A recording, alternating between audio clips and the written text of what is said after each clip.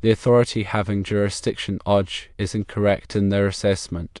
According to the 2020 National Electrical Code, NEC, Section 680.42 addresses wiring methods specifically for permanently installed spas and hot tubs. Subsection C pertains to buried conductors.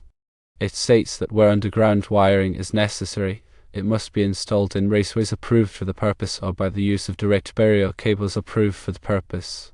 However, there are two exceptions to this rule. Exception number 1 allows non-metallic sheathed cable to be buried where protected by not less than 2 inches or 50.8 millimeters of concrete.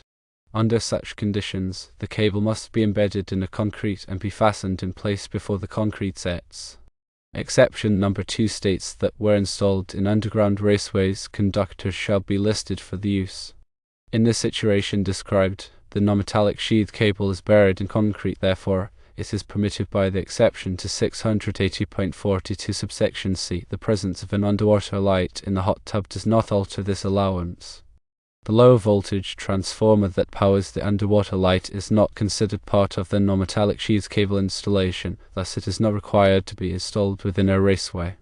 It is essential to understand the specific requirements and exceptions outlined in the NEC to ensure proper and compliant electrical installations for spas and hot tubs. Now, let's further clarify some key aspects of this code section. The primary requirement of 680.42 subsection C focuses on the protection of underground wiring to prevent physical damage and ensure electrical safety. When wiring is buried directly in the earth, it is susceptible to damage from various sources, including rocks, roots, and soil shifting. Therefore, the code mandates the use of approved raceways or direct burial cables that are specifically designed to withstand these conditions. However, the exception for non-metallic sheathed cable buried in concrete provides an alternative method of protection. By encasing the cable in a minimum of 2 inches of concrete, the risk of physical damage is significantly reduced. The concrete acts as a barrier, preventing sharp objects from penetrating the cable and causing electrical faults. It's crucial that the cable is fully embedded in the concrete and securely fastened in place before the concrete sets. This ensures that the cable remains protected and does not shift or become exposed over time. The second exception allows the use of listed conductors within underground raceways. This provides another option for protecting underground wiring, particularly in situations where concrete encasement is not feasible or practical. When using raceways, it's important to select those that are approved for underground use and to ensure that the conductors are properly sized and listed for the intended application.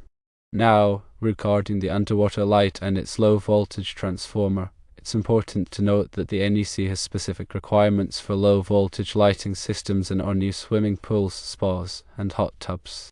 These requirements are primarily aimed at preventing electrical shock hazards.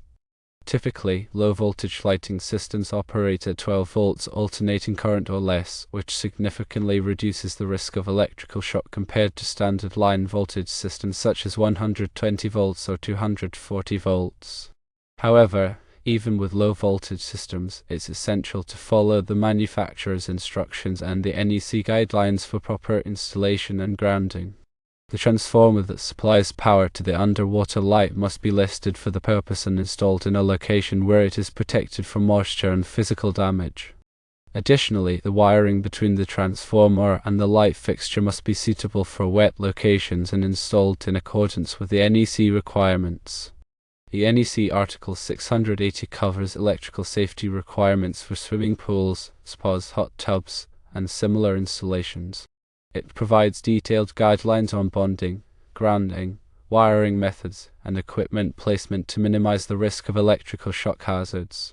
It's important for anyone involved in the installation or maintenance of electrical equipment in or around these locations to be familiar with the requirements of Article 680. Now let's delve into the specific requirements for bonding and grounding in these applications. Bonding refers to the practice of connecting all metal parts of the electrical system and the surrounding structure together to create an electrically continuous path. This helps to minimize voltage differences between these parts, reducing the risk of electrical shock. Grounding, on the other hand, involves connecting the electrical system to the earth, providing a path for fault current to flow back to the source in the event of an electrical fault. This helps to trip the circuit breaker or fuse, disconnecting the power and preventing electrical shock. The NEC requires that all metal parts of the pool, spa, or hot tub structure, including the reinforcing steel in the concrete, the metal shell of the vessel, and any metal fittings or accessories, be bonded together. This bonding must be accomplished using a solid copper conductor of the appropriate size, as specified in the NEC. Additionally, the equipment grounding conductor for the electrical equipment, such as pumps, heaters, and lighting fixtures, must be connected to the bonding grid. This ensures that all metal parts are effectively grounded and that any fault current will flow back to the source, tripping the circuit breaker or fuse. The location of the disconnect switch is also a critical aspect of electrical safety for spas and hot tubs. The disconnect switch must be readily accessible and located within sight of the spa or hot tub. This allows someone to quickly disconnect the power to the equipment in the event of an emergency. The disconnect switch must be rated for the voltage and current of the equipment it is serving and must be suitable for use in a wet location. It's also important to ensure that the disconnect switch is properly labeled to clearly indicate its function. In summary, when installing electrical wiring for spas and hot tubs, it's essential to follow the requirements of NEC Article 680 and to pay close attention to the specific requirements for wiring methods, bonding, grounding, and disconnect switches. By adhering to these guidelines, you can ensure a safe and compliant installation that minimizes the risk of electrical shock hazards.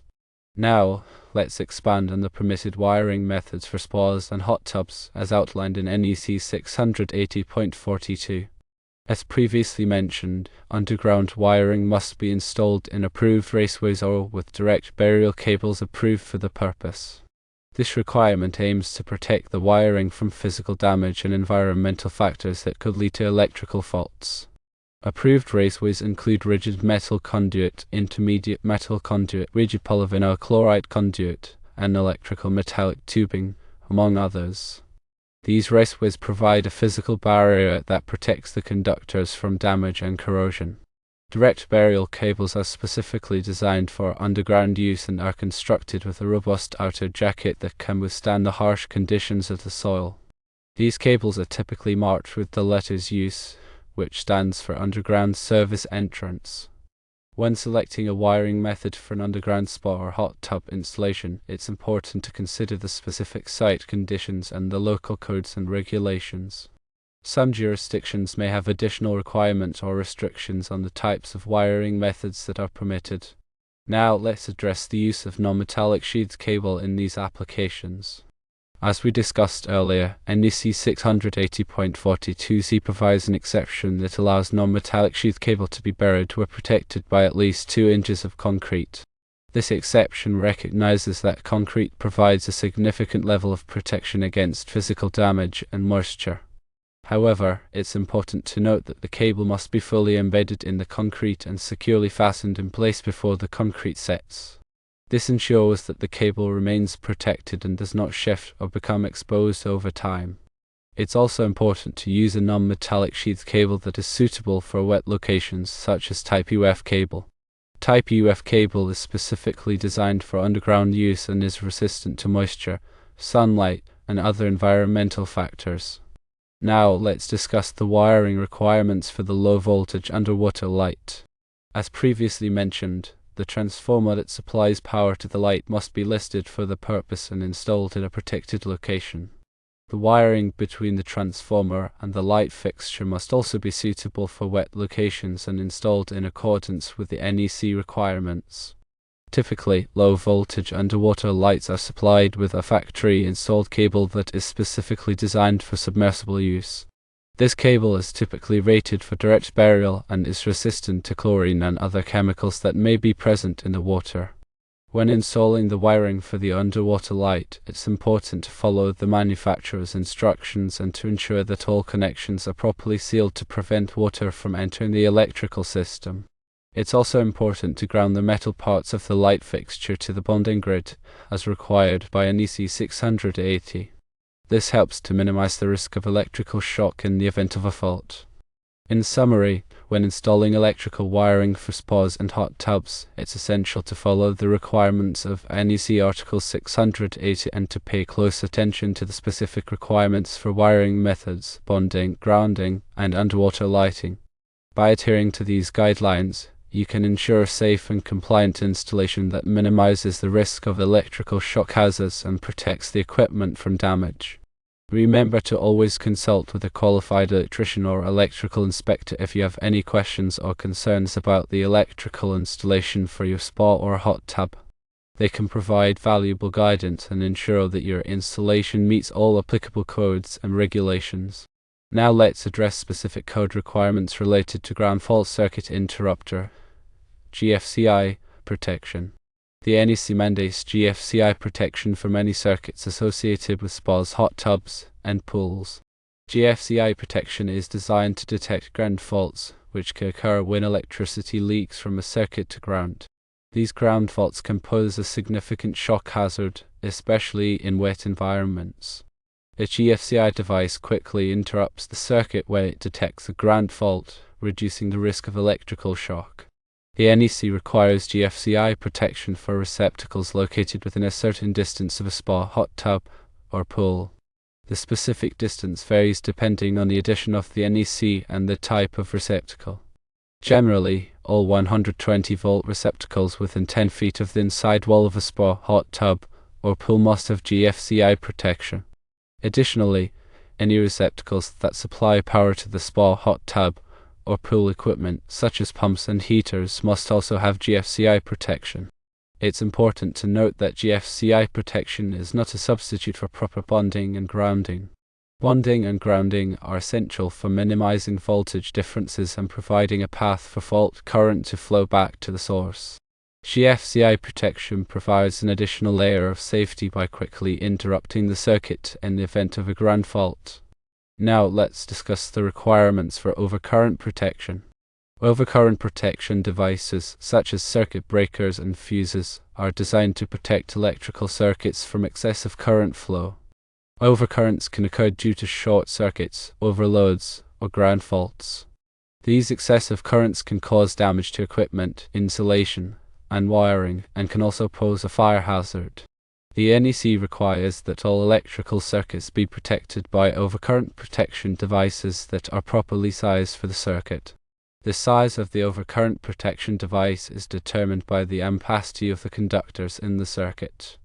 The ampacity of a conductor is the maximum amount of current that it can safely carry without overheating. The NEC provides tables that list the ampacities of various types of conductors based on their size, insulation type, and installation conditions.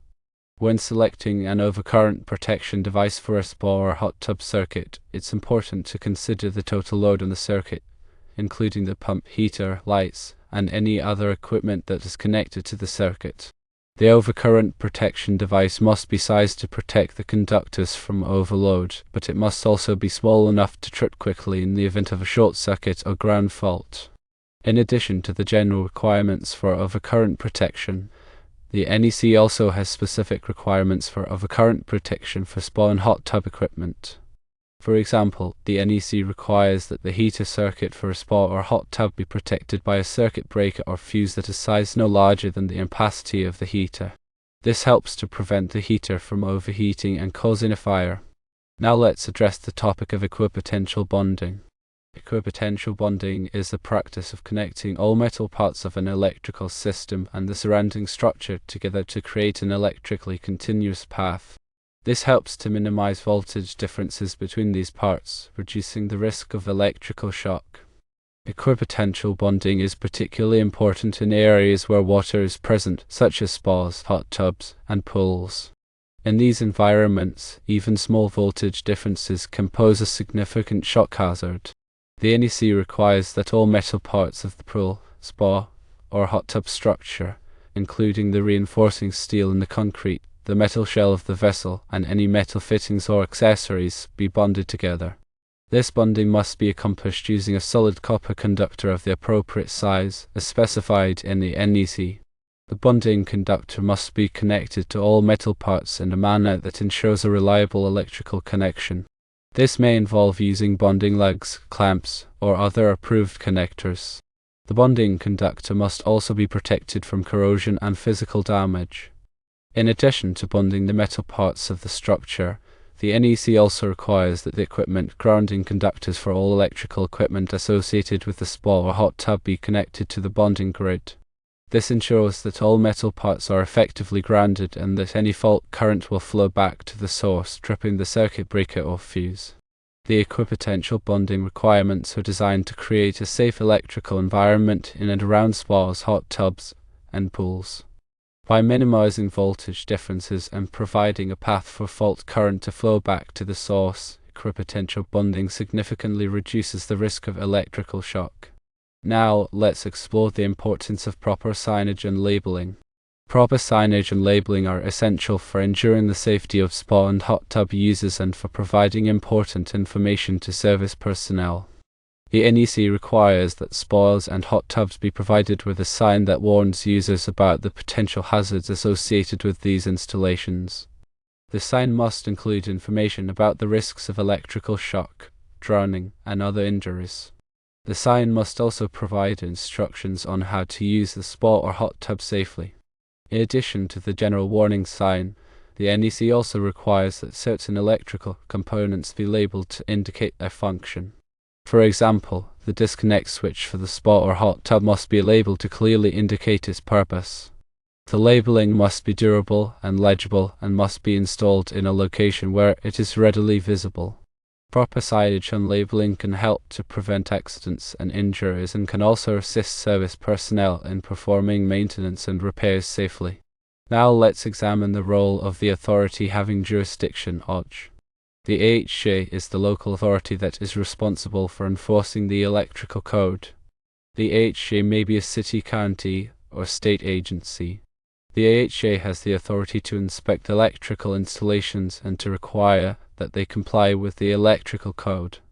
The AHJ also has the authority to issue permits for electrical work and to require that electrical contractors be licensed. The AHJ plays a vital role in ensuring the safety of electrical installations. By enforcing the electrical code, the AHJ helps to prevent electrical shocks, fires, and other hazards. It is important to work closely with the AHJ throughout the electrical installation process. This will help to ensure that your installation meets all applicable codes and regulations. Now let's discuss the importance of using qualified personnel. Electrical work can be dangerous, and it is important to use qualified personnel to perform electrical installations and repairs. Qualified personnel are those who have the necessary training, experience, and licensing to perform electrical work safely and competently. Using qualified personnel can help to ensure that your electrical installation is safe, compliant, and reliable. Qualified personnel can also help to identify potential hazards and to correct them before they cause problems. When selecting an electrical contractor, it is important to check their qualifications and to verify that they are licensed and insured. You should also ask for references and check them carefully. Now, let's summarize the key points of this discussion. When installing electrical wiring for spas and hot tubs, it is essential to follow the requirements of NEC Article 680 and to pay close attention to the specific requirements for wiring methods, bonding, grounding, DFCI protection, overcurrent protection, equipotential bonding, signage and labeling, and the role of the AHJ. By adhering to these guidelines and using qualified personnel, you can ensure a safe and compliant installation that minimizes the risk of electrical shock hazards and protects the equipment from damage. Remember to always consult with a qualified electrician or electrical inspector if you have any questions or concerns about the electrical installation for your spa or hot tub. They can provide valuable guidance and ensure that your installation meets all applicable codes and regulations. It's crucial to stay updated with the latest edition of the National Electrical Code, as requirements can change with each revision. Consulting the latest edition and any local amendments will ensure your work aligns with current safety standards. Furthermore, consider attending training sessions or workshops on NEC compliance for spas and hot tubs. These sessions can provide in-depth knowledge and practical guidance on implementing the code requirements effectively. Remember, electrical safety is paramount, and taking the necessary steps to ensure compliance with the NEC is essential for protecting lives and property. So, prioritize safety, seek professional guidance when needed, and stay informed about the latest electrical codes and regulations. By doing so, you can contribute to creating a safer environment for everyone who enjoys spas and hot tubs. Finally, let's reiterate the importance of regular maintenance and inspections. Even if an electrical installation is initially compliant with the NEC, it's crucial to perform regular maintenance and inspections to ensure that it remains safe and functional over time. Electrical components can deteriorate over time due to environmental factors, wear and tear, or improper use.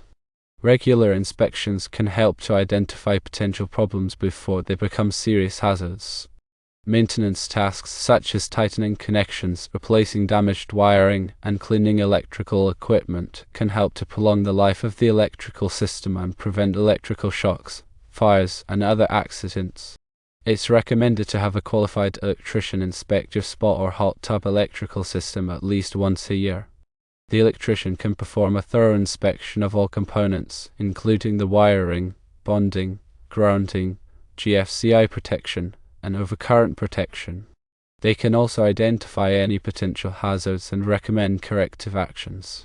In addition to annual inspections, it's also important to perform regular visual inspections of the electrical system yourself. Look for signs of damage such as cracked or frayed wiring, loose connections, or corroded components. If you notice any problems, contact a qualified electrician to have them repaired promptly. By performing regular maintenance and inspections, you can help to ensure that your spa or hot tub electrical system remains safe and reliable for many years to come.